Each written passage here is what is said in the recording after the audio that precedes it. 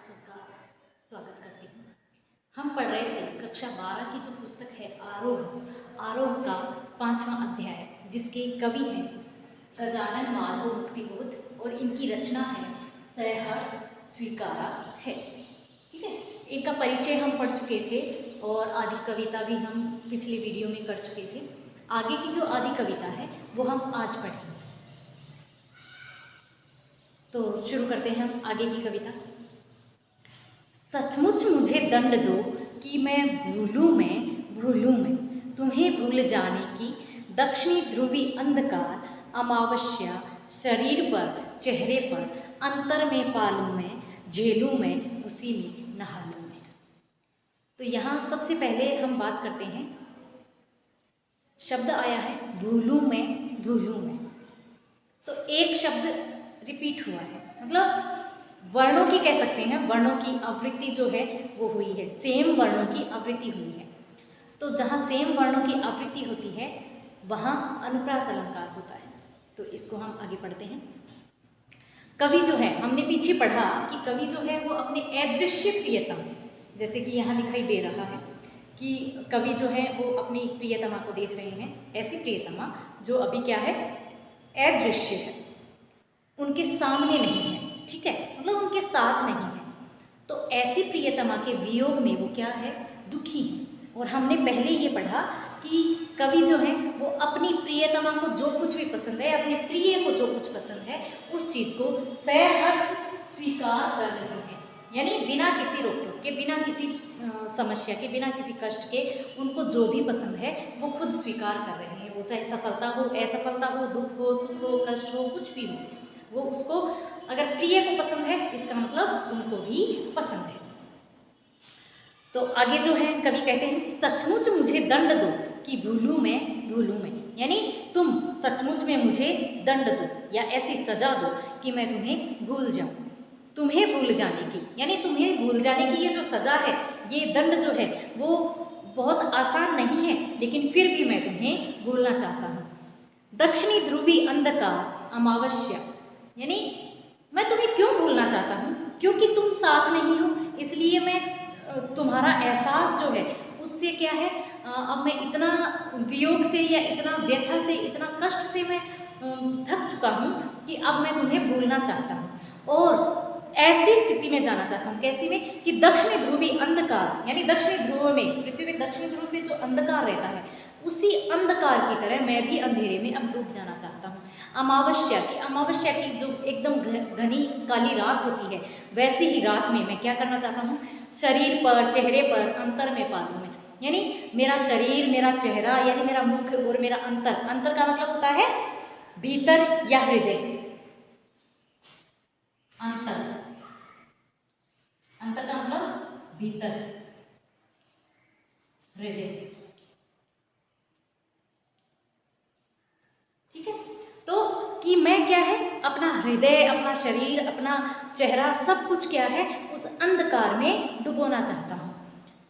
झेलूं मैं उसी में नहा लूं मैं, और वो सारा कष्ट, वो सारा व्यथा, वो सारा दुख जो है, जो तुमसे अलग होने का है, तुम मुझे ऐसी सजा दो कि मैं तुम्हें भूल जाऊं, और उस सजा में मैं क्या हूँ, वो सजा मैं झेलूं, मैं झेलना चाहता हूँ, उसी में नहा लूं मैं। और उसी के अंदर, उसी अंधकार में, उस दक्षिणी ध्रुव में जैसे अंधकार फैला हुआ होता है, अमावस्या की जैसे काली रात होती है, उसी अंधेरे, वैसा ही अंधेरा मैं अपने जीवन में भी चाहता हूँ, तुम्हें भूल करके, और उसमें मैं खुद को नहलाना चाहता हूँ। इसलिए कि तुमसे ही परिवेष्टित आच्छादित रहने का रमणीय यह उजेला अब सहा नहीं जाता। और कवि जो हैं वो अपने प्रिय को क्यों भूलना चाहते हैं, वो इसलिए भूलना चाहते हैं क्योंकि कि इसलिए कि तुमसे ही, यानी इसलिए भूलना चाहते हैं कि तुमसे ही, यानी हे प्रिय, तुमसे ही परिवेष्टित यानी घिरा,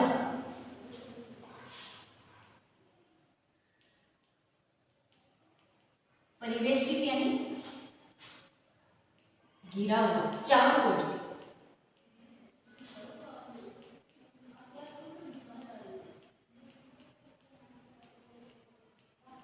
चारों ओर से घिरा हुआ होता है परिवेष्टित। और आच्छादित का मतलब छाया हुआ, आच्छादित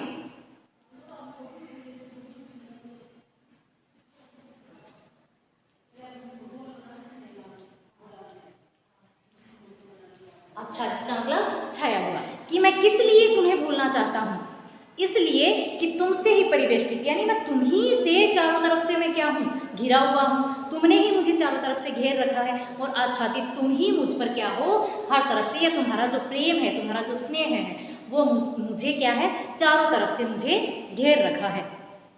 या तुम्हारा जो वियोग है, क्योंकि तुम मेरे साथ नहीं हो, इसलिए तुम्हारा जो वियोग है, तुम्हारा जो विरह है, तुम्हारा जो दुख है, वो मेरे ऊपर छाया हुआ है।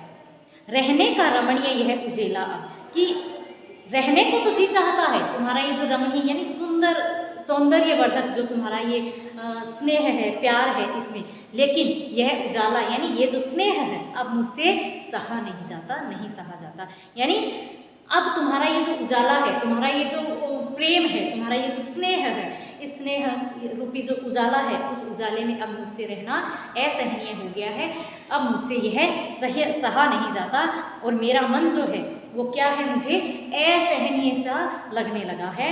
और कवि जो है ये सोचते सोचते एक आत्मग्लानि से भर जाता है। ठीक है, तो आगे का हम पढ़ते हैं।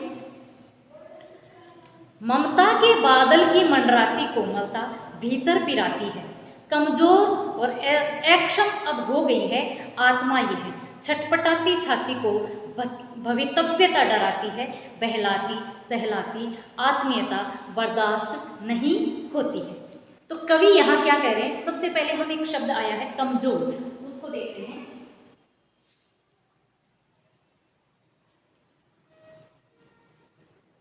कमजोर शब्द में ये जय के नीचे क्या लगा हुआ है, एक बिंदी लगी हुई है, एक बिंदु लगा हुआ है छोटा सा। वो बिंदु क्या कहलाता है, वो बिंदु कहलाता है नुक्ता। क्या कहलाता है, नुक्ता।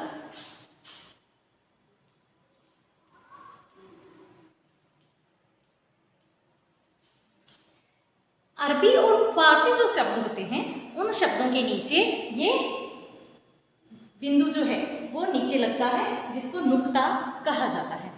तो कवि क्या कह रहे हैं कि मेरे मन में हे प्रिय, जो तुम्हारी ममता है वो क्या हो गई है,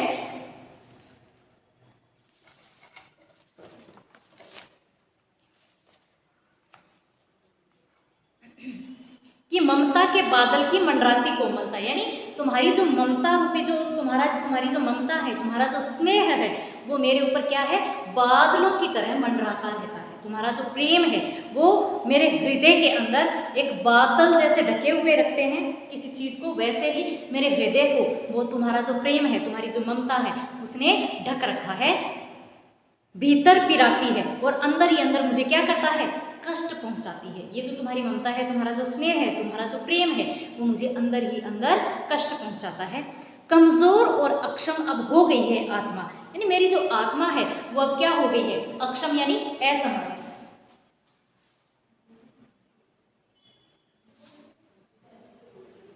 अक्षम मतलब असमर्थ, कि मेरी जो आत्मा है वो तुम्हारे प्रेम के, अत्यधिक प्रेम के, स्नेह के, ममता के कारण क्या हो गई है, बहुत ही मतलब कमजोर हो गई है और असमर्थ हो गई है। छटपटाती छाती की को भवितव्यता डराती है। भवितव्यता यानी भविष्य में होने वाली कोई भी बात, या भविष्य में होने वाली कोई घटना, या भविष्य में होने वाली आशंका। भवितव्यता मतलब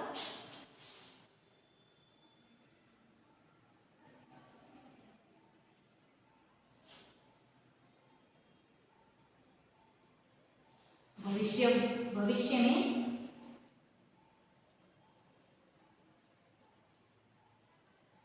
होने वाला, या भविष्य में आने वाला कोई भी समय। ठीक है, तो उस भविष्य में आने वाले समय से क्या है, मुझे डर लगता है। मेरी जो आत्मा है वो क्या कर जाती है, छटपटा जाती है, यानी कांपने लगती है। मैं होने वाला जो कुछ भी आगे होने वाला है उसको सोचकर मैं क्या करता हूँ, या भविष्य को सोचकर मैं क्या होता हूँ, कांप जाता हूँ, छटपटा जाता हूँ, व्याकुल हो जाता हूँ।